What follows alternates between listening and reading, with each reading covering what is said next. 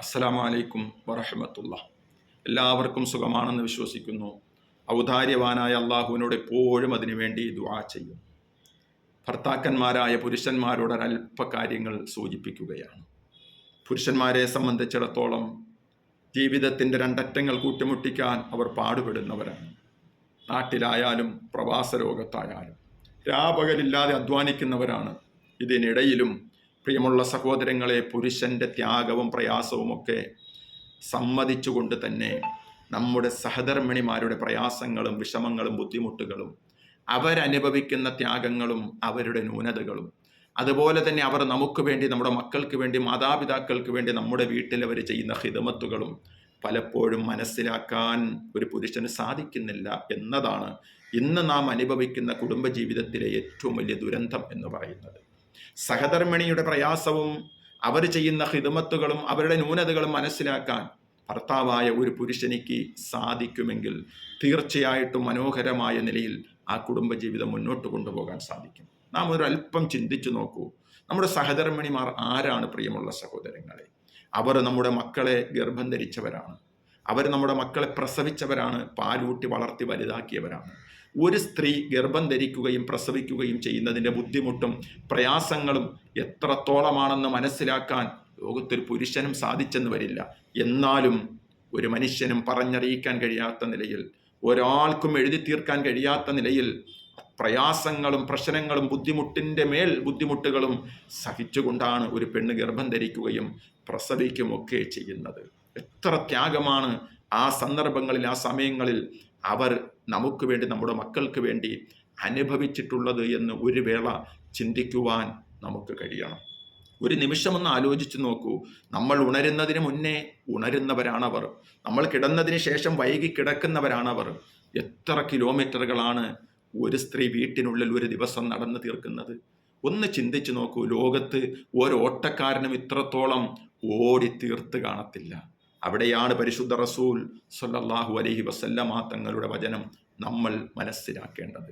പ്രവാചകന്റെ അവസാന ശ്വാസത്തിൽ ഈ ലോകത്ത് നിന്ന് വിട പറയുവാൻ പടച്ചവന്റെ റഹ്മത്തിലേക്ക് പച്ചച്ചിറകുകളിൽ പറന്നുയരാൻ പ്രവാചകൻ കിടക്കുന്ന അവസാന ശ്വാസത്തിലും പ്രവാചകൻ പറഞ്ഞു, നിങ്ങളുടെ വലം കൈകൾ ഉടമസ്ഥാവകാശമാക്കിയ സഹധർമ്മിണിമാരോട് നിങ്ങൾ സന്തോഷത്തോടെ കഴിയണം, നിങ്ങൾ അവരുടെ ഉത്തരവാദിത്വങ്ങൾ പാലിക്കണമെന്ന് പ്രവാചകന്റെ അവസാന ശ്വാസത്തിൽ പോലും റസൂലുള്ളാഹി സ്വല്ലല്ലാഹു അലൈഹി വസല്ലമ തങ്ങൾ നമ്മോട് ഉണർത്തിയിട്ടാണ് ഈ ലോകത്തു നിന്ന് വിട പറഞ്ഞിട്ടുള്ളത്. നൂറ് പ്രശ്നങ്ങളുമായിട്ട് വീട്ടിലേക്ക് നമ്മൾ കടന്നു വരുമ്പോൾ, സംഘർഷഭരിതമായ മനസ്സുമായിട്ട് കടന്നു വരുമ്പോൾ, വേദനിക്കുന്ന മനസ്സുമായിട്ട് വീട്ടിലേക്ക് കടന്നു വരുമ്പോൾ, വാതിൽക്കലിൽ പുഞ്ചിരി തൂകിയിട്ട് നമ്മളെ ആനയിച്ച് സ്വീകരിച്ചു കൊണ്ടുപോയി കുടിക്കാൻ വെള്ളം തന്ന്, കഴിക്കാൻ ഭക്ഷണം തന്ന്, ഉടുക്കാൻ വസ്ത്രം തന്നവളാണ് നമ്മുടെ പ്രിയപ്പെട്ട സഹധർമ്മിണിയെന്ന് മനസ്സിലാക്കുവാൻ നമുക്ക് കഴിയണം. പലപ്പോഴും ജീവിച്ചിരിക്കുമ്പോൾ പലരും സഹധർമ്മിണിമാരെ മനസ്സിലാക്കാറില്ല. അവൾ 2 ദിവസം സുഖമില്ലാതെ കിടക്കുമ്പോഴോ അല്ലെങ്കിൽ അവരുടെ മരണശേഷമോ ആയിരിക്കും സഹധർമ്മിണിയുടെ വില മനസ്സിലാക്കാൻ നമുക്ക് കഴിയുന്നത്. അന്ന് മനസ്സിലാക്കിയത് കൊണ്ട് യാതൊരു കഥയുമില്ല. സഹോദരങ്ങളെ, ഭക്ഷണത്തിൽ ഒരല്പം രുചി കുറഞ്ഞതിൻ്റെ പേരിലോ, ഉപ്പ് കൂടിപ്പോയതിൻ്റെ പേരിലോ, ഒരു മുടി കിടന്നതിൻ്റെ പേരിലോ വീട്ടിൽ പ്രശ്നങ്ങൾ ഉണ്ടാക്കുന്നവരാണോ നിങ്ങൾ? ഒരു നിമിഷം ഒന്ന് ചിന്തിച്ചു നോക്കൂ. നിങ്ങളോട് ഞാനൊരു ചോദ്യം ചോദിക്കട്ടെ. നമ്മുടെ സുഹൃത്തിൻ്റെ വീട്ടിൽ ഒരു ദിവസം നമ്മൾ ഒരു നേരം ഭക്ഷണം കഴിക്കാൻ പോയി. സുഹൃത്തിൻ്റെ കൂടെ നമ്മൾ ഭക്ഷണം കഴിച്ചു കൊണ്ടിരിക്കുമ്പോൾ കറിയിലൊരല്പം ഉപ്പ് കൂടിപ്പോയതിന് നമ്മൾ സുഹൃത്തിനോട് പരാതി പറയുമോ? സുഹൃത്തിൻ്റെ ഭാര്യ പാചകം ചെയ്ത ഭക്ഷണം നമ്മൾ കഴിക്കുന്നു, അതിൽ അവളുടെ ഒരു മുടി കിടന്നതിൻ്റെ പേരിൽ ആ മുടിയെടുത്ത് സുഹൃത്തിനോട് ഉയർത്തിക്കാട്ടിയിട്ട് അവനെ നമ്മൾ അവഹേളിക്കുമോ? ഒരിക്കലുമില്ല. നമ്മൾ ചെയ്യുന്നത് എന്താണ്? ആ മുടി താഴേക്കിടും. എന്നിട്ട് സുഹൃത്ത് കാണാതെ വീണ്ടും നമ്മൾ ഭക്ഷണം കഴിക്കുന്നത് തുടർന്നുകൊണ്ടിരിക്കും. അങ്ങനെയുള്ള നമ്മൾ 1000 പ്രാവശ്യം നമ്മുടെ കൈകൾ കൊണ്ട് തഴുകി തലോടിയ പ്രിയതമയുടെ സഹധർമ്മിണിയുടെ ഒരു മുടി ഭക്ഷണത്തിൽ കിടന്നതിൻ്റെ പേരിൽ, പ്രിയമുള്ള സഹോദരങ്ങളെ, നമ്മൾ അവളെ കുറ്റം പറയാൻ ഒരിക്കലും ഇസ്ലാം അനുവദിക്കുന്നില്ല. നമുക്കതിന് യോഗ്യതയുണ്ടോ? പലപ്പോഴും നമ്മുടെ സഹധർമ്മിണി ആരാണ് എന്ന് മനസ്സിലാക്കാൻ നമുക്ക് കഴിയാത്തതിൻ്റെ പ്രശ്നമാണ് അവിടെയൊക്കെ വരുന്നത്.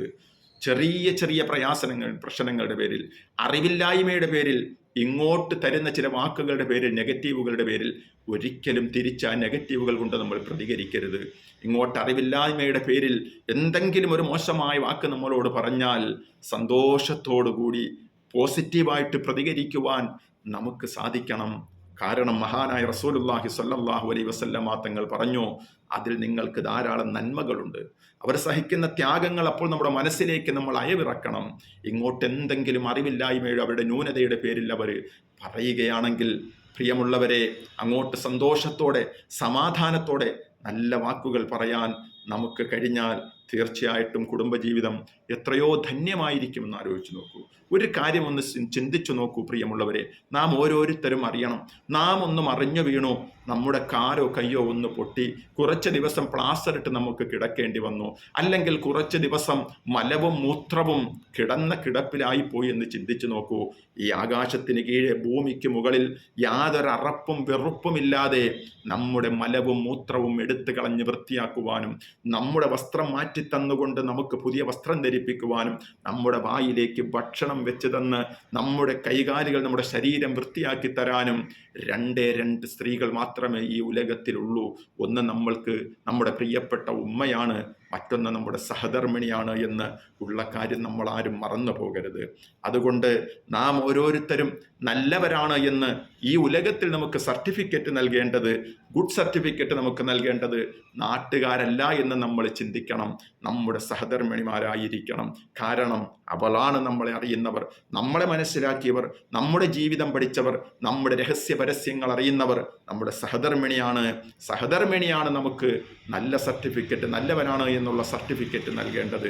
പ്രിയമുള്ള സഹോദരങ്ങളെ, അവസാനിക്കുന്നതിന് തൊട്ടു മുന്നേ നമ്മളിൽ ഓരോരുത്തരും ഉത്തമരാരാണെന്നറിയുമോ? ഖൈറുക്കും ലി അഹ്ലിഹി.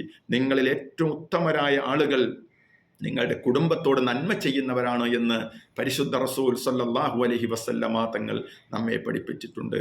ആയതുകൊണ്ട് സ്നേഹം കൊടുത്ത് ജീവിക്കണം. എപ്പോഴും സ്നേഹത്തോടുകൂടി ജീവിക്കാൻ നമുക്ക് കഴിയണം.